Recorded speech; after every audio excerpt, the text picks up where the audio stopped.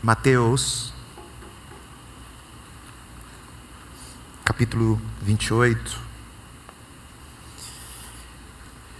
Não sei se os pastores, bem provável, né, pregaram nesse texto, nesse período.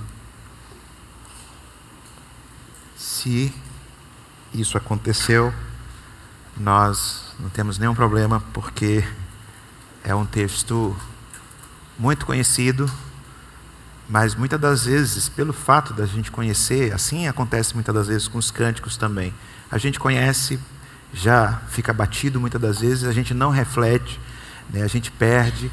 E aqui, de certa forma, nada mais, nada menos, é o grande general subindo aos céus, as últimas palavras dele, diante dos seus discípulos, comissionando para a missão. E está dentro do tema do Ide e Fazei discípulos, o chamado relacional da igreja. E hoje nós vamos ver três aspectos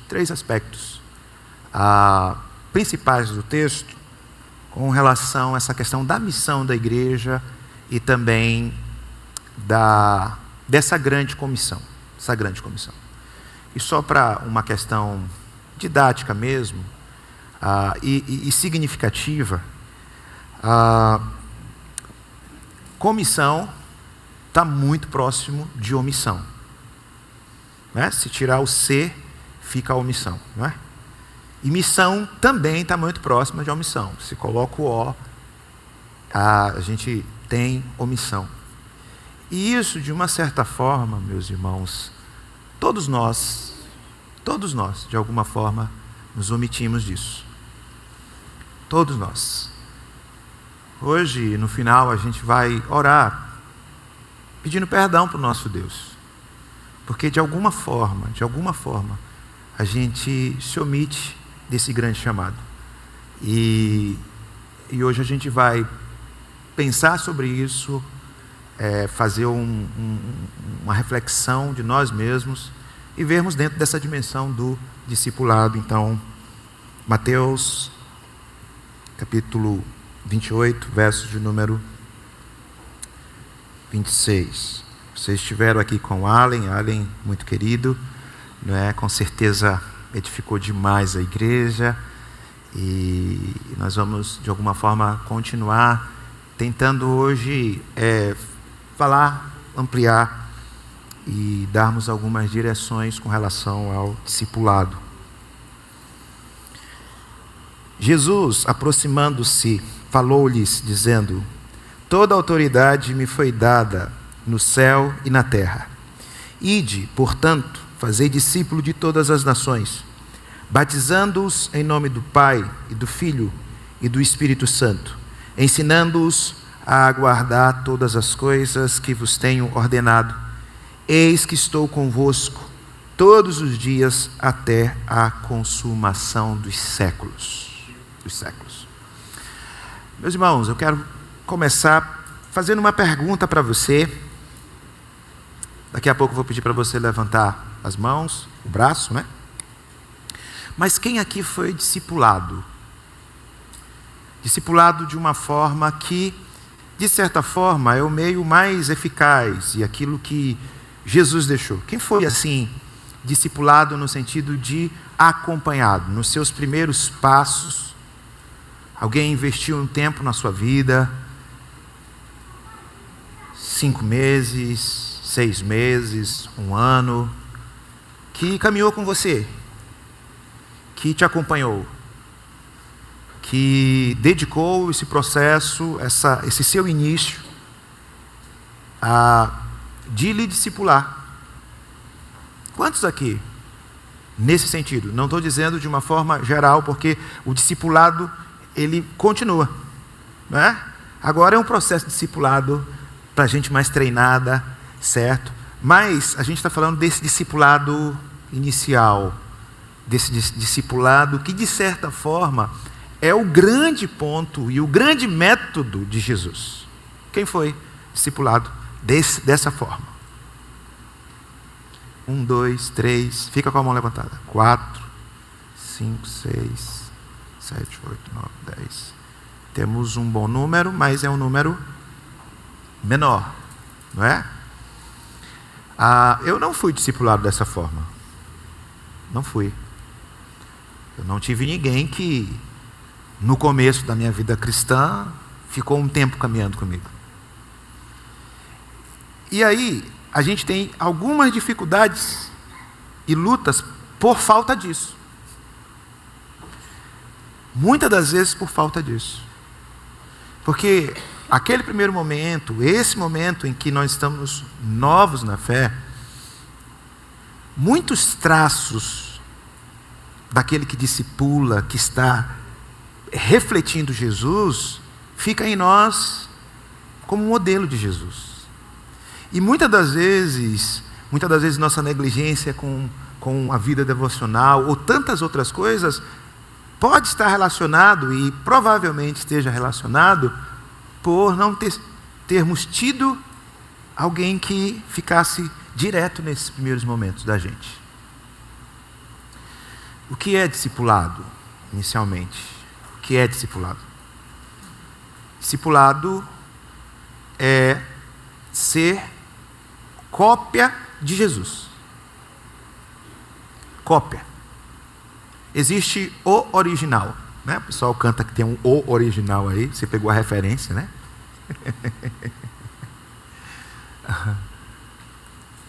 Mas nós somos a cópia, e cada vez a gente vai passando a questão do original. É claro que existem cópias boas, não é? Existem cópias que não são um pouquinho mais complicadas.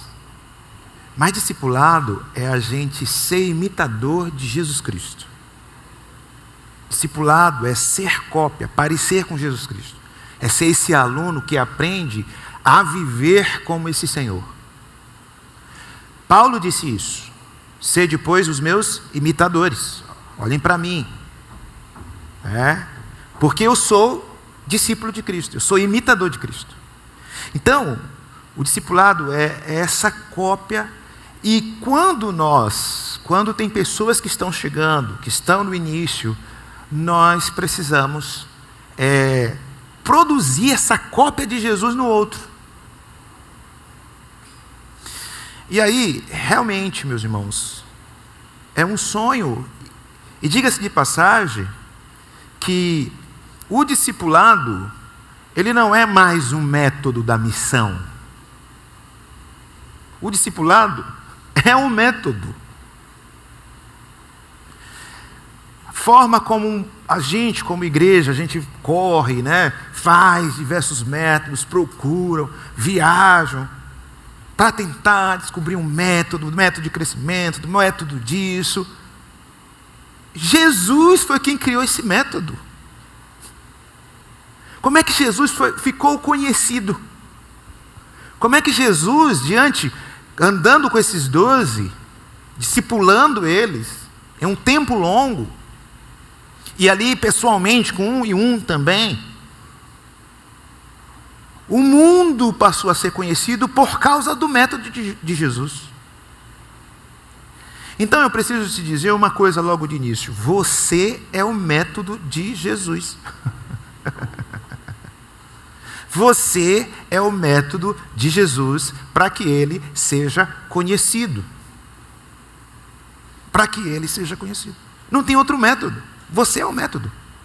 O método que Jesus fez foi do discipulado. E como é que seria um sonho de uma igreja, de uma rede de discípulos? Simples. Simples. Cada um aqui, cada um assumisse o papel para discipular pessoas. Todos que chegassem na base, tem pessoas que vão discipular, vão acompanhar. Meus irmãos, uma igreja que tem um púlpito forte na base do ensino, com uma corrente de discípulos preparados, essa é uma igreja que tem base. E eu queria nesta manhã desafiar você a pensar sobre isso, porque foi isso que Jesus mandou a gente fazer. Nós somos discipuladores, e nenhum de nós aqui estamos fora disso. A minha pergunta é: você está discipulando alguém? E essa pergunta é uma pergunta para mim, porque eu tenho sido desafiado com isso. Tenho sido extremamente desafiado em discipular. E não precisa ser muito, não, é só um mesmo. Dedicar em uma pessoa. Forjar o caráter de Cristo na outra pessoa. Então, muitas das vezes, aqueles irmãos que inclusive já fazem muito tempo, que já estão na igreja, mas nunca foram discipulados, que tal uma experiência de ser discipulado? Nesse sentido. De certa forma, meus irmãos, é isso que implica o nosso chamado. São as últimas palavras do nosso mestre. Jesus é a conclusão do livro de Mateus, a grande comissão. E é a conclusão assim fantástica, uma conclusão perfeita. A gente não pode deixar esses 3 versículos sem perceber tal conclusão precisa que Mateus faz. Porque ele remonta tudo aquilo que ele tratou, deixando ali para o fim nas palavras do mestre, que na realidade foi Jesus quem direcionou isso. Mateus, ele encerra com esses 3 versículos apontando, e eu queria que a gente, nessa manhã, 3 aspectos do texto. Nós temos uma base sólida, uma base, que tem a ver com autoridade. Nós temos um processo claro ou método, e aqui a pergunta é: como ser discípulo de Cristo? E em terceiro, uma promessa. Então, base, processo ou método e promessa. É essa estrutura que a gente vai trabalhar hoje aqui pela manhã dentro do aspecto do discipulado. E qual é essa base sólida, esse fundamento? É a autoridade de Jesus no discipulado. O texto diz assim, Jesus aproximando-se de quem? Dos seus discípulos. Essa é uma fala direto para os seus discípulos. O verso de número 16 e 17, seguiram os 11 discípulos para a Galileia. Está ali os seus discípulos, está ali o seu grupo, está ali aqueles que foram discipulados, para o monte que Jesus lhes designara, e quando o viram, o adoraram, mas alguns duvidaram, né? Ainda tem mais essa, né? Tem uns que adoram e tem outros que duvidam. Quem? Os discípulos. Alguns deles. E agora Jesus vai diretamente falar para ele, aproximando-se, falou, dizendo: toda a autoridade me foi dada no céu e na terra. Essa aqui é a base da nossa missão. Esse aqui é o fundamento do discipulado. Porque, primeiro, a autoridade é de Jesus Cristo. O plano é dele, não é nosso. O plano do discipulado, e talvez você esteja com uma pequena dúvida aí, não é? Mas a gente vai já resolver. Peraí, pastor, é missão ou é discipulado? É o ide ou o fazei? O senhor está falando de ide, que é evangelização, ou discipulado? Ou esse processo de discípulo? O verbo aqui, o imperativo aqui, não é o ide. Não é o ide. O ide não é o mais importante. Pastor, e agora? Calma. Calma.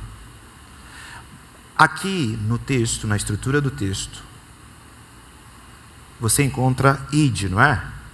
Ide. Ide na língua grega não é imperativo. No português, o que ficou? Ide. Mas no original é indo, porque ele é um particípio, que ficou como para ser um gerúndio. O verbo no particípio, nessa estrutura aqui, eles trazem, evidenciam o verbo principal. Eles completam o verbo principal. Eles pegam a força do verbo principal. E o verbo principal é fazei discípulo, ou discipulai. Aqui que está a ordem. É aqui que está o imperativo. E aí a gente vai ver como é que a gente faz discípulo. Aí sim, indo, que é evangelização, porque a gente precisa chamar pessoas para conhecerem e se tornarem discípulos, incluí-las, batizando-as e também ensinando. Veja, se você vê na estrutura de uma forma ainda geral, a gente tem fazei discípulos, aí tem batizando-os, no 20, ensinando-os, e a gente tem o id, que é indo. Eles são complementos do verbo principal, que é fazer discípulo. Então hoje, você precisa sair daqui pensando o seguinte: a ordem principal é que eu faça discípulo. O id e o discípulo, discipular, não estão brigando, certo? Porque ele complementa, ele precisa do id. E por isso que é tão importante a evangelização, para a gente alcançar outros discípulos. Mas o que eu quero só dar uma ênfase, que o grande ponto é o discipulado. Amém? Então, na primeira questão, quando a gente vai para a base, essa base sólida, Jesus se aproxima e fala: toda autoridade me foi dada no céu e na terra. Esse é o pontapé do discipulado. O projeto não é da igreja, o projeto não é nosso. O projeto não é da base, o projeto não é da presbiteriana, da assembleia, da batista. O projeto não é de ninguém. Não é da igreja. Primeiramente, o projeto é de Deus. É Ele que é Senhor da missão. É Jesus Cristo que tem toda a autoridade. O plano é dele. Então é encorajador para nós o processo do discipulado, porque não é ideia nossa, é dele. O projeto é dele. O plano é dele. E o método é dele. O método é dele. E isso está muito ligado com o propósito de Mateus. A palavra aqui, no grego, é exousia. Exousia é um poder delegado. Naquele período, pouquíssimos tinham exousia. Quem tinha exousia era o imperador. O imperador tinha exousia. Ele tinha um poder. E aí, se ele passasse uma ordem, se ele pegasse um representante, chamasse alguém, dissesse assim: ó, você vai me representar lá naquela cidade, você vai estar na frente da batalha, e você tem a minha exousia. Você tem a minha exousia. Ou seja, quando o imperador passava a exousia para aquele comandante, ou qualquer que seja, o que ele falasse, meu amigo, era lei. Porque ele tinha todo o poder, ele tinha toda a autoridade. os senhores de escravos, eles também tinham exousia diante dos seus escravos. O que eles falassem era lei. Mateus está pegando essa expressão fortíssima, que foi expressado em Jesus Cristo. E Jesus diz só, assim, toda exousia. E todo o propósito de Mateus foi mostrar que Jesus Cristo é rei. Ele é o Messias, mas ele é o rei. E é por isso que todas as estruturas, ele tem exousia, ele tem autoridade sobre as enfermidades. O propósito ali, quando a gente vê enfermidade, não é outro a não ser para mostrar que ele é rei, que ele é senhor, que ele tem toda a autoridade.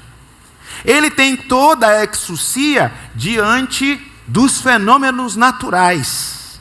O mar, o vento, todas as coisas ele tem exousia, ele acalma a tempestade. Ele tem autoridade. Ele tem autoridade para expulsar demônios. Ele tem autoridade diante do inferno. E é isso o tempo todo que os evangelistas estão fazendo, e Mateus faz isso, para mostrar que no início, veja bem, no início do evangelho de Mateus, ele mostra Jesus como o rei dos judeus. O rei dos judeus. Mas o final de Mateus não é só que Jesus é rei do seu povo. Ele é rei dos céus e terra. A dimensão ampliou. Porque agora ele tem toda a autoridade. E essa toda a autoridade é que ele é, agora é a entronização dele. E aí nós temos dois aspectos de um encorajamento na missão. E segundo, a origem da missão, que está nele, ele que é o Senhor da missão, ele é o Senhor do discipulado. Ele é o rei soberano sobre todos. E principalmente Mateus, e aqui está dentro do contexto da ressurreição, porque Jesus, diferente de qualquer um, e esse é o ápice do rei, Jesus morreu. O rei veio para se entregar em favor dos seus súditos. Nenhum rei chegou a esse nível. Agora, para a coroação final, todos ficaram sobre a morte.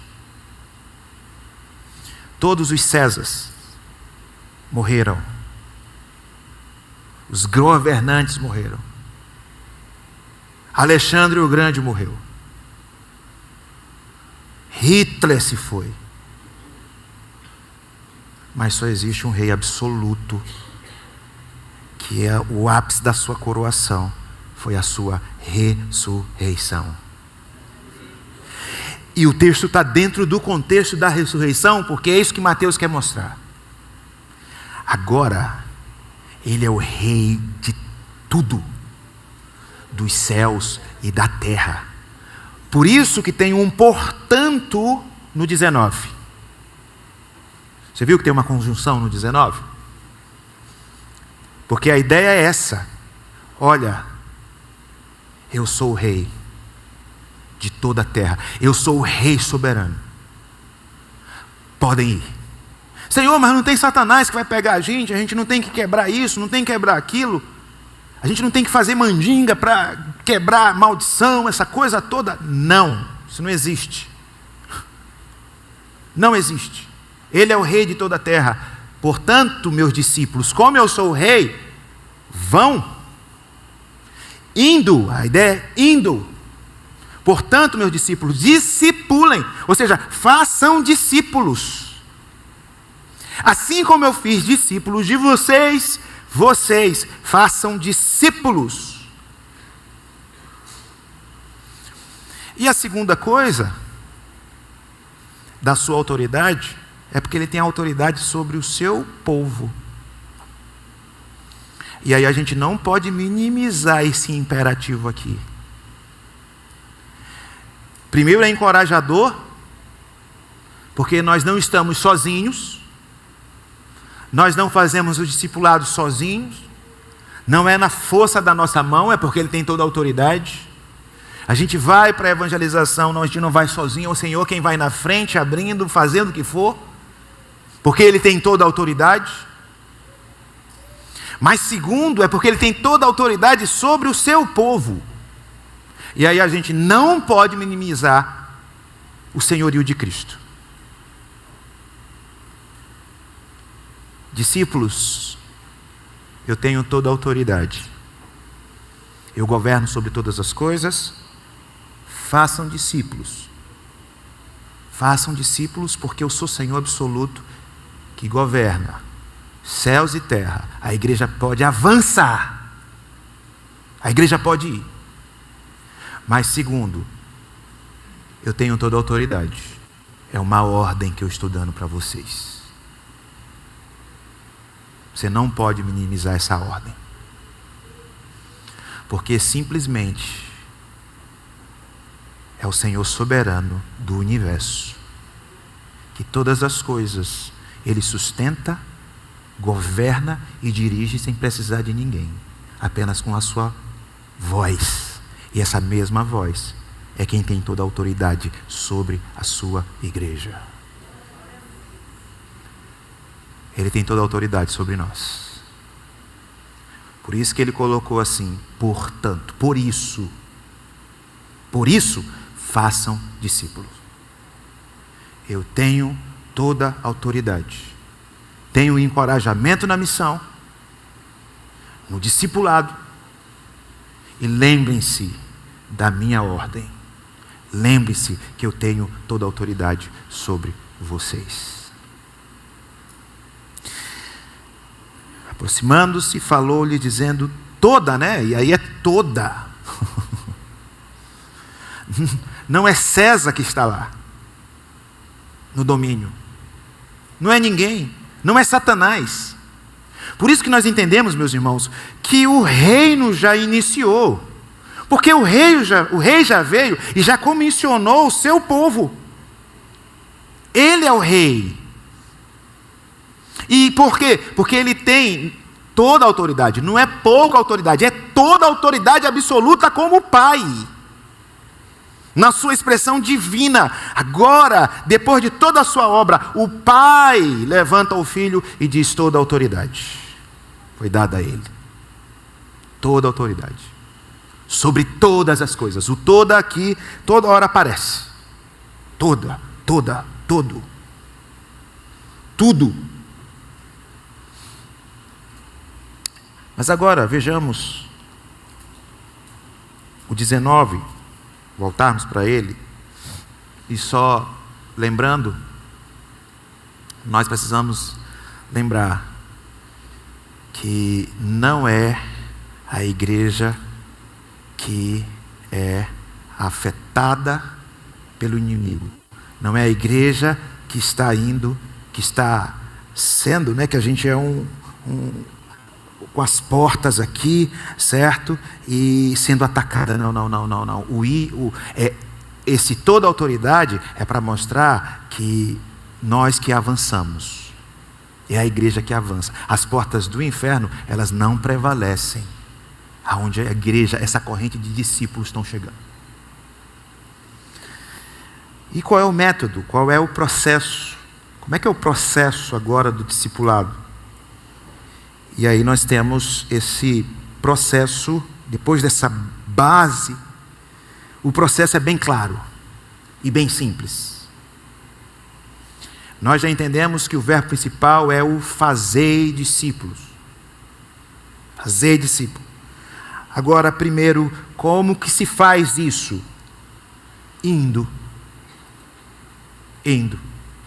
É o nosso comprometimento com a evangelização. É o nosso comprometimento na evangelização. É aquilo que o pastor falou, pastor Clóvis, essa questão de intencionalidade. O discípulo tem a intenção. A ideia aqui, porque o particípio aqui, né, é enquanto estiverem indo, seja onde quer que você vá, viva sempre com uma intencionalidade missionária. Esse é o discipulado. A gente o tempo todo na intenção, observando, vendo as possibilidades, e aí envolve esse indo. A gente faz discípulo. O processo primeiro é: vão, meus discípulos. E o texto diz, não é? Portanto, fazei discípulo, por causa da autoridade que eu tenho, por isso vocês façam discípulos, e vocês façam discípulos indo todas as etnias. Ou seja, e aqui aparece de novo todas, né? Todas as nações, todas as etnias. A palavra primária aqui, ela está relacionada com nações, mas são nações dentro de nações, povos dentro de povos, tribos dentro de tribo, porque tem a ver com etnia. E nós sabemos, né, que missão é a gente atravessar o continente, missão é a gente atravessar a rua da nossa casa, missão é a gente atravessar o quarto da nossa casa. Atravessar a rua do nosso bairro, tanto faz atravessar um continente, quanto atravessar uma rua do nosso bairro, quanto um quarto da nossa casa, tudo isso é comissionamento da missão. Deus te colocou em lugares para você fazer discípulos. Deus colocou você. E se você nunca percebeu isso, a gente precisa rever. E nós sabemos, meus irmãos, e aqui é um bate-papo. E assim, todas as vezes quando eu estou falando, eu estou me incluindo, porque eu sou discípulo também. A gente sabe que quando a gente para bem aqui, quando a gente entra para um texto desse, a gente se depara com muitas limitações nossas, que nós mesmos criamos, e são diversas. Por isso que esse trechinho tão pequeno, ele é um dos mais omitidos nossos. Tão conhecido, mas muito omitido nosso, de omissão nossa. E nós sabemos as razões. Não, pastor, eu não sei falar direito. Não, pastor, eu sou muito tímido. Não, pastor, eu acho que eu não tenho esse conhecimento todo. Não, pastor, eu estou muito ocupado. Pastor, eu não tenho tempo. Pastor, a minha saúde. E aí, meu irmão, eu estou me incluindo, a gente coloca uma série de obstáculos para isso aqui. Por isso que eu disse que comissão está muito próximo de omissão. Muito próximo. Mas que tal a gente perceber que Deus, o Senhor, nos deu as nossas profissões, os nossos estudos, nos colocou naquela empresa, nos colocou ali visando alcançar discípulos para Ele. Porque discipulado, esse indo, é o tempo todo. Nós temos missões transculturais, mas nós temos missão local. Todos nós aqui somos missionários locais. Toda a igreja base é uma comunidade de missionários locais, que no domingo eles se reúnem, mas na semana eles estão nas missões, procurando fazer o quê? Procurando discípulos, forjar discípulos. E muitas das vezes, meus irmãos, não é tão complicado assim. Muitas das vezes, de repente converse, fale. Eu sei que você pode procurar um meio de você chegar com aquele seu amigo que você tanto conversa e tudo mais, e dizer assim, vamos fazer o seguinte, cada semana a gente pode ter um momento de oração. Quando eu estou lá com o pastor Clóvis, todas as vezes quando a gente está lá no shopping, aí aparece aquele pessoal do livrinho, né, que pede oração, não é? A turminha lá do livrinho, né, que pede oração. Assim, eles oram bastante, e toda vez, né, eu sou meio assim, porque eu digo assim, toda vez, tu vai orar, a gente ora, mas tu vai depois me oferecer o livro?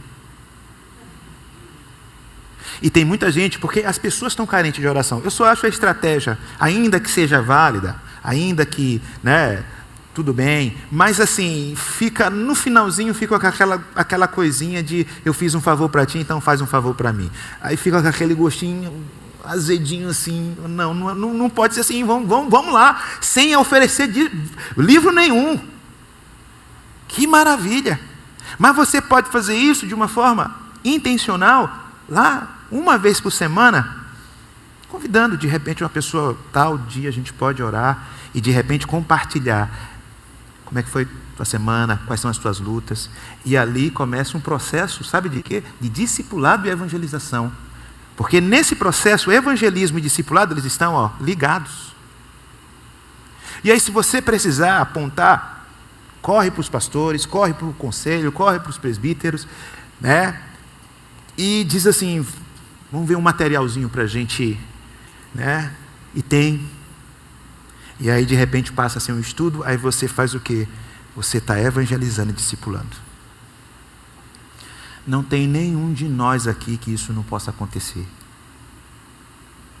E que seja uma coisa extremamente difícil. Mas o que nós fazemos? A gente fica com temor, a gente não quer, a gente diz não dá, a gente diz eu não consigo, a gente diz eu não posso, eu estou muito ocupado, eu não sei. Mas você que já caminhou um tempo, você tem sido ensinado. E principalmente, se tem pessoas aqui que têm sido discipuladas, qual é a maravilha quando você é discipulado? Vamos sonhar na base assim, né?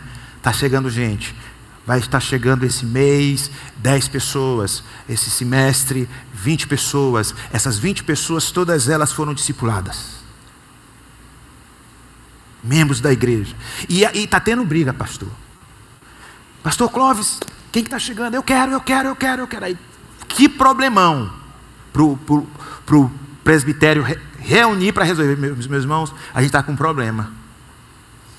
Nós temos aí um monte de discipuladores.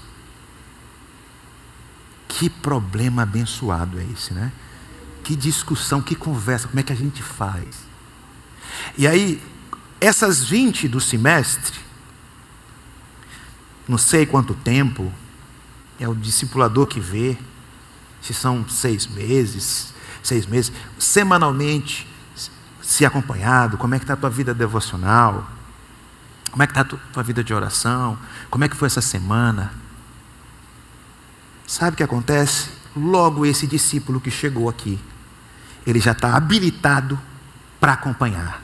Aí agora tem mais 20 já esperando para discipular mais. Meus irmãos, esse é o método de crescimento. Esse é o método, e não foi homem, foi os céus, foi Deus. Por isso, nessa manhã, eu queria encorajar você, para você ser um discípulo na prática. Amém? Mas tem um outro particípio. Batizando. Não é? Veja aí no texto. Batizando. E o que envolve batizando? Incluir. É isso bem aqui, relacional. Não tem como. Toda a base do discipulado é no relacionamento. Ou seja, tudo bem, a gente vai lá, fala, não é? Os métodos que já foram usados e é isso aí, mas o discipulado não acaba, precisa incluir no corpo. Ele precisa, e o batizando é inclusão. Ele tem uma igreja. O discípulo precisa estar em comunhão, precisa ser relacional.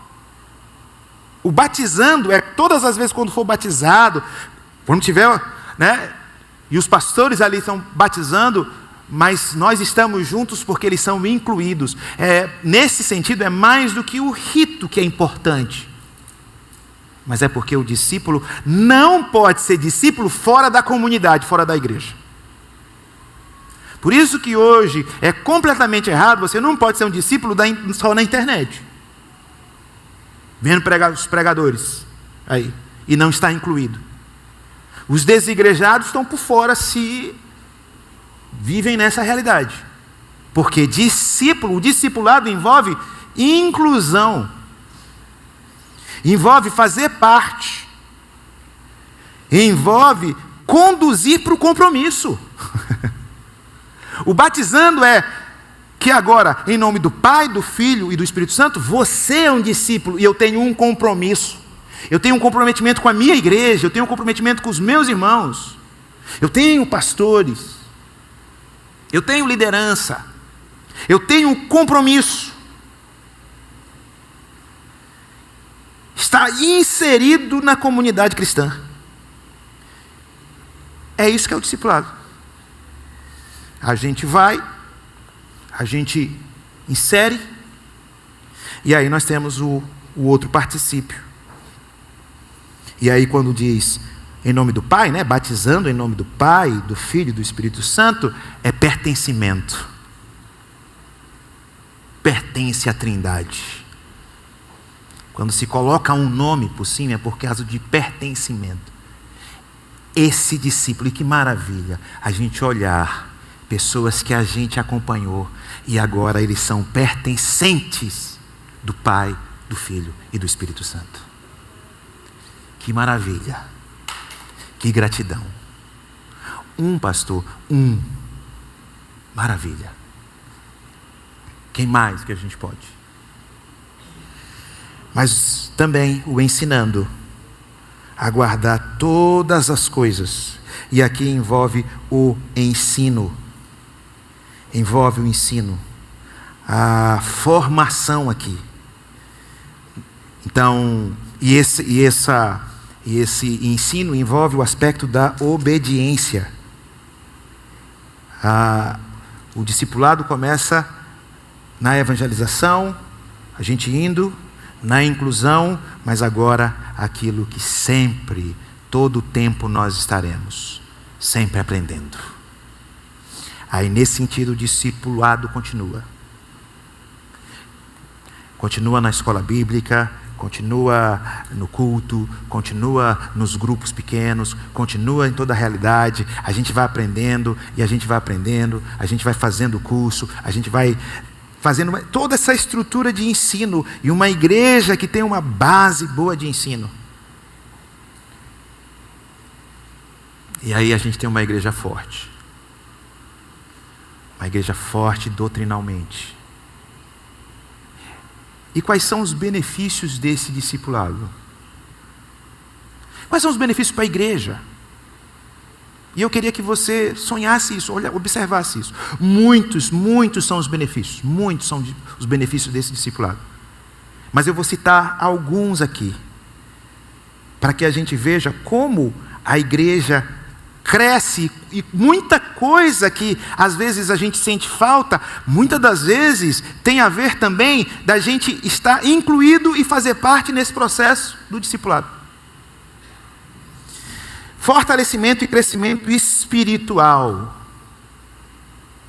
dos membros.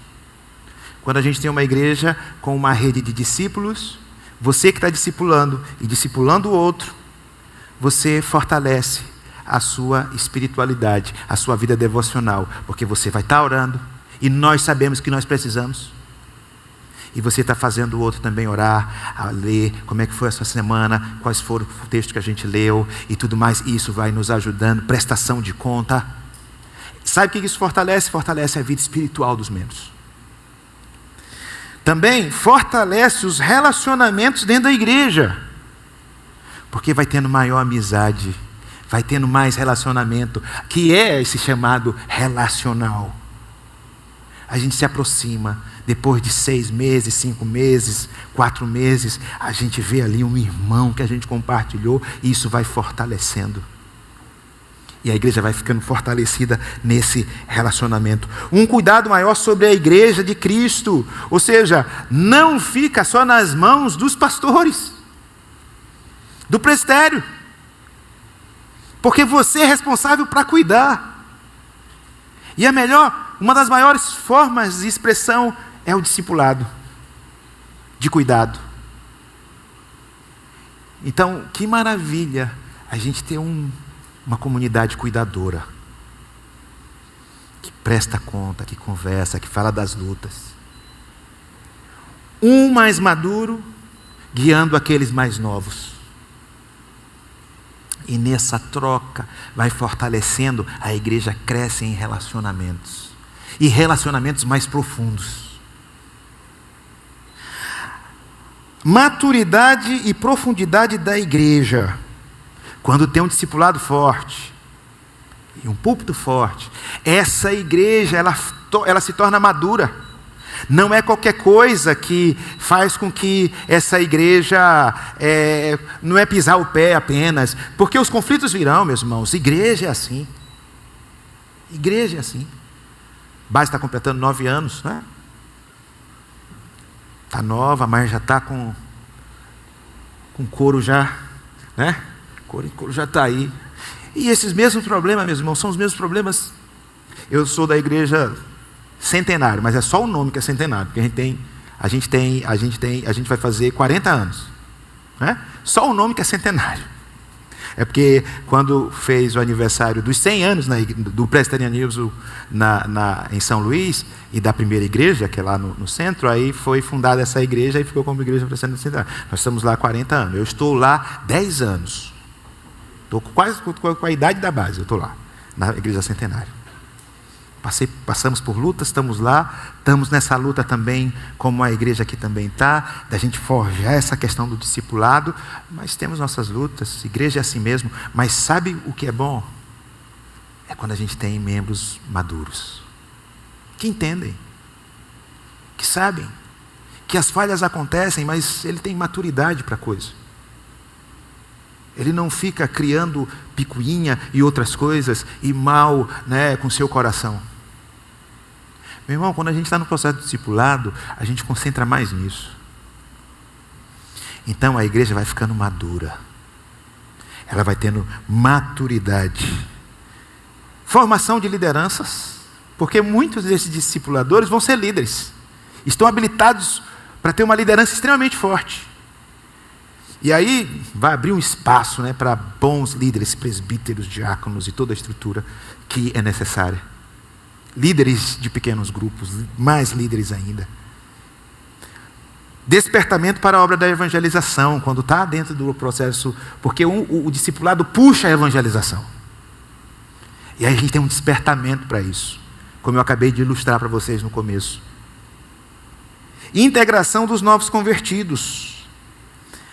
Os novos convertidos vêm, eles já são integrados, já são acolhidos, de uma forma bem mais eficaz. O exercício do nosso dom. A gente exerceu o nosso dom. E principalmente, nós estamos fazendo o que Mateus 28, 18 e 20 está dizendo. Aí a gente tem um senso do cumprimento do nosso chamado. O final disso tudo é uma promessa gloriosa. E que bom que a gente tem essa promessa. E essa promessa é dentro, primariamente, do discipulado. Ensinando a guardar todas as coisas que tenho ordenado, e eis que estou convosco. Lá vem todos de novo. Todos os dias, até a consumação do século. Eu pergunto primeiramente, esse texto está aplicado em quê? Ele está conosco em que prática? Do discipulado.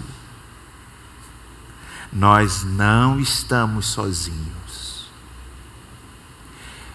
A gente viu no início que o projeto era dele, porque ele tem toda a autoridade. Como eu tenho toda a autoridade, vão, façam discípulos, indo, incluindo e ensinando. Agora lembre-se de uma coisa: as batalhas vão ser grandes, mas vocês não estão sozinhos. Eu estou junto com vocês no processo do discipulado. Meus irmãos, que o Senhor faça dessa igreja, e continue fazendo dessa igreja, uma rede de discipuladores. Sonhe com essa igreja. Não esqueça que você é o método, é você que é o método de Jesus. Você é discípulo. Você é chamado para produzir cópias dele. Você é o método, a igreja é o método é você. Saia dessa conferência com o coração aquecido, mas de alguma forma pensando assim: como é que eu posso fazer parte disso? Volte amanhã no local onde Deus te colocou. Não volte amanhã com o mesmo olhar. Volte pensando assim: quem eu vou escolher para me discipular aqui? Se você fizer isso, na prática, essa conferência que foi extremamente abençoadora, ela vai ser um grande evento. Um grande evento não é marcado. Isso aqui é muito bom, muito lindo. Mas um grande evento não é por causa de grandes pregadores, de grande, auditório grande, de fama. Não é isso que marca um grande evento. O que marca um grande evento são os resultados perduráveis daquele momento. A gente só vai ver se foi um grande evento aqui, se você aplicar na sua vida o discipulado. E eu quero orar por você para que isso aconteça na sua vida. Amém? Pai, nós te pedimos, e primeiramente nós te pedimos perdão, porque há sim, Pai, nas nossas vidas, na minha vida, e não é falsa piedade, é verdade, Senhor, é verdade, na minha vida, na vida dos meus irmãos também. Nós somos fruto desse século, nós somos desse tempo, das demandas que temos, das dificuldades do nosso tempo, e todos que passaram nas gerações. Mas essa geração também tem urgência do discipulado. Por isso nos perdoa, Senhor, todas as vezes que a gente se amedronta, que a nossa timidez nos impede, que a gente procura achar motivos para não fazer aquilo que é o nosso chamado. Nos perdoa, Senhor, nos perdoa. Louvado seja o teu nome por causa da tua graça, porque ela sempre nos dá a possibilidade da gente fazer retornos, reajustes. Pai, queremos olhar para frente, encorajados, e que isso é possível. Que isso é possível. Apesar de nós, é possível, porque o projeto, a agenda é de Deus. Pai, nos ajuda a organizar nossas agendas de acordo com a agenda do reino, a agenda do discipulado. E discipulado, Senhor, não é uma programação. Discipulado é a obediência de transmitir, Senhor, para as outras pessoas. Por isso nos perdoa, mas enche o nosso coração de encorajamento.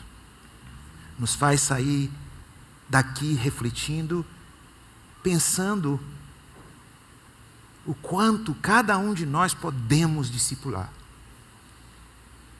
Irmãos que estão chegando, de serem acolhidos, abraçados e discipulados. E assim, Senhor, no local onde a gente estiver indo, a gente encontre ali pessoas para a gente evangelizar, e a evangelização é o início do discipulado. Reacende a nossa visão, reacende o nosso olhar. E como nós cantamos, nós somos os teus pés, andando em toda parte. Nós somos as tuas mãos, curando e abençoando. Nós somos os teus olhos à procura dos aflitos. Nós somos a tua igreja, Senhor, o teu corpo. Nós somos os teus discípulos, para a glória do teu nome que nós oramos, no santo nome de Jesus. Amém. Amém.